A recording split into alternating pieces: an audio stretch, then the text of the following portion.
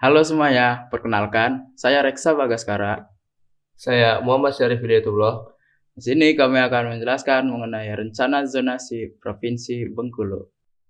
Pengertian zonasi. Zonasi adalah suatu bentuk rekayasa teknik pemanfaatan ruang melalui penetapan batas-batas fungsional sesuai dengan potensi sumber daya dan daya dukung, serta proses-proses ekologis yang berlangsung sebagai satu kesatuan dalam ekosistem pesisir.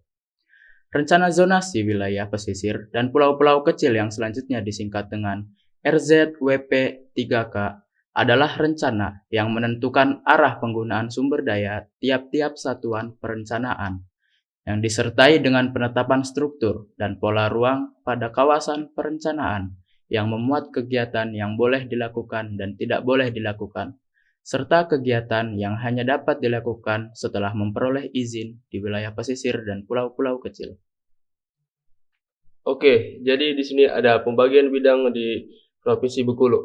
Jadi pada peraturan daerah Provinsi Bengkulu terdapat 4 bagian yang mengatur mengenai beberapa hal di dalamnya.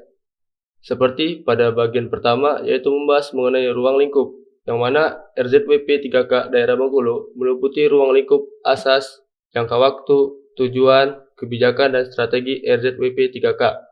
Rencana alokasi ruang, peraturan pemanfaatan ruang, indikasi program, pengawasan dan pengendalian, pembinaan, monitoring dan evaluasi, rehabilitasi, larangan, hak, kewajiban dan peran serta masyarakat, kelembagaan, penyelesaian sengketa, mitigasi bencana, gugatan perwakilan, sanksi administratif, ketentuan penyelidikan, ketentuan pidana, ketentuan peralihan dan ketentuan lain-lainnya.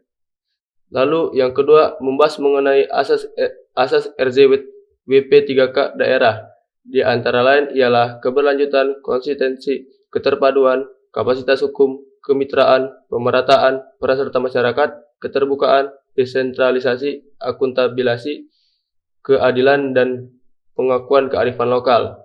Lalu yang ketiga membahas mengenai jangka waktu, yang mana jangka waktu pada RZWP 3K daerah Provinsi Bengkulu adalah selama 20 tahun dan dapat ditinjau kembali selama 5 tahun dengan syarat tertentu yang telah tercantum. Lalu yang terakhir yang bagian keempat merupakan pembahasan mengenai fungsi RZWP 3K daerah, yang mana pada bagian ini menjelaskan tentang fungsi sebagai bahan acuan dan pertimbangan dalam penyusunan rencana pembangunan jangka menengah daerah, penyusunan rencana pengelolaan wilayah pesisir dan rencana aksi wilayah pesisir dan pulau-pulau kecil di daerah, rujukan konflik di perairan laut wilayah pesisir dan pulau-pulau kecil di daerah, pemanfaatan ruang, dan acuan untuk mewujudkan keseimbangan pembangunan di wilayah pesisir dan pulau-pulau kecil di daerah.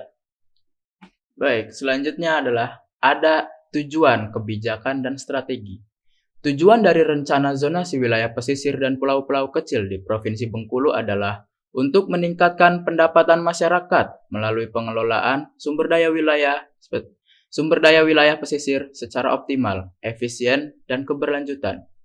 Kebijakan dalam pengelolaan wilayah pesisir Bengkulu terdiri dari arahan kebijakan untuk meningkatkan pendapatan masyarakat melalui pengelolaan sumber daya wilayah pesisir, arahan kebijakan untuk mewujudkan lingkungan wilayah pesisir yang lestari dan berkelanjutan, arahan kebijakan untuk menciptakan dan mewujudkan aturan pengelolaan dalam pemanfaatan sumber daya wilayah pesisir, arahan kebijakan untuk membuat dan merevitalisasi nilai budaya masyarakat dalam pengelolaan sumber daya.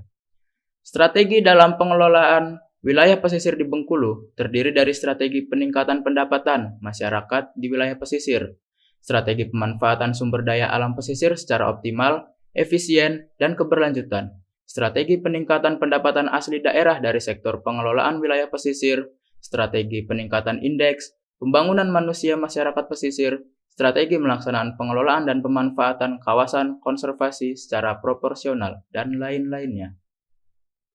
Oke, lalu kita masuk ke rencana alokasi ruang, di mana pada rencana alokasi ruang wilayah pesisir di Provinsi Bengkulu ditetapkan menjadi 4 wilayah kawasan yang terdiri dari kawasan pemanfaatan umum yang selanjutnya disebut KPU, kawasan konservasi yang selanjutnya disebut KK, yang ketiga ada kawasan strategis nasional tertentu yang selanjutnya bisa disebut sebagai KSNT, dan yang terakhir adalah area laut yang bisa disebut sebagai AL. Di mana pada kawasan pemanfaatan umum terbagi menjadi 6 zona, yaitu zona perikanan tangkap yang bisa disebut KPU PT Zona Perikanan Budidaya, selanjutnya disebut KPU BD, zona pariwisata yang bisa disebut sebagai KPUW, lalu zona pelabuhan yang bisa disebut sebagai KPUPL, dan yang terakhir adalah zona pertambangan yang bisa disebut sebagai KPUTB. Lalu masuk ke kawasan yang kedua, yaitu kawasan konservasi perairan. Dalam pembagian ini melakukan pembagian zona di Provinsi Bengkulu yang terdiri dari zona KKP-JI yang terdiri 102, zona perikanan berkelanjutan yang disebut KKP ZPB, pemanfaatan yang bisa disebut dengan KKP Z, dan zona lainnya yang selanjutnya disebut KKP ZL, dan penetapan zonasi lainnya yang sesuai dengan peraturan daerah Provinsi Bengkulu.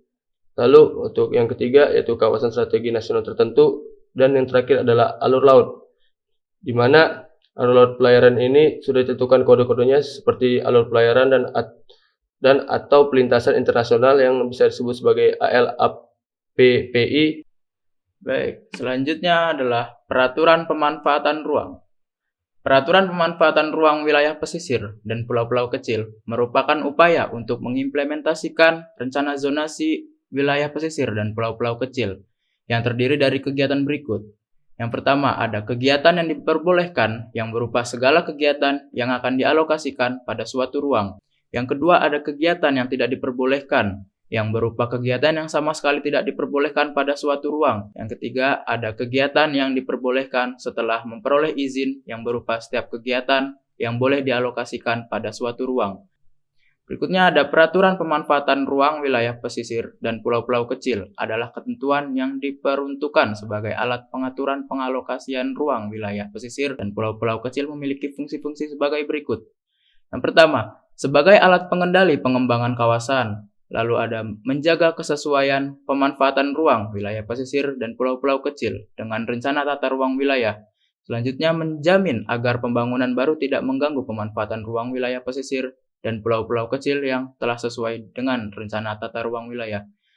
Dan meminimalkan penggunaan lahan yang tidak sesuai dengan rencana tata ruang wilayah. Dan terakhir, mencegah dampak pembangunan yang merugikan.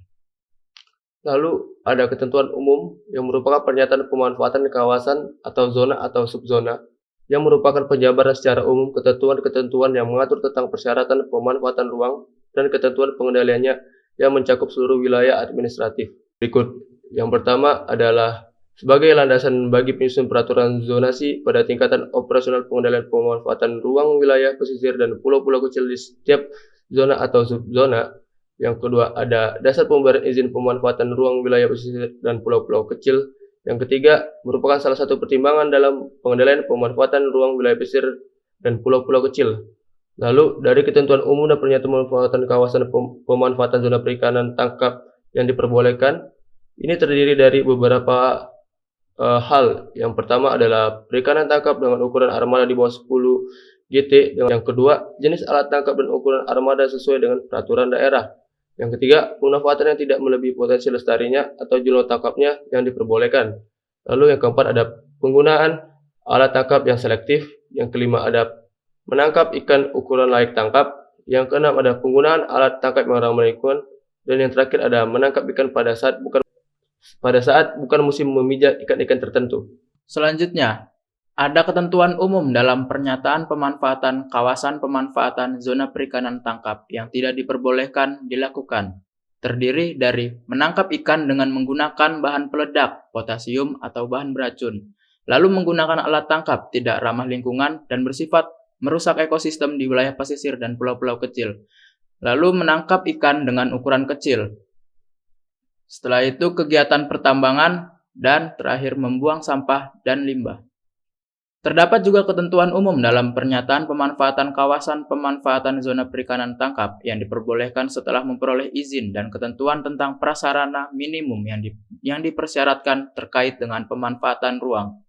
Serta ada ketentuan umum yang lainnya terkait pernyataan pemanfaatan seperti zona perikanan budidaya, zona pariwisata, zona pelabuhan, zona pertambangan, kawasan konservasi, dan alur laut, alur pelayaran, atau pelintasan.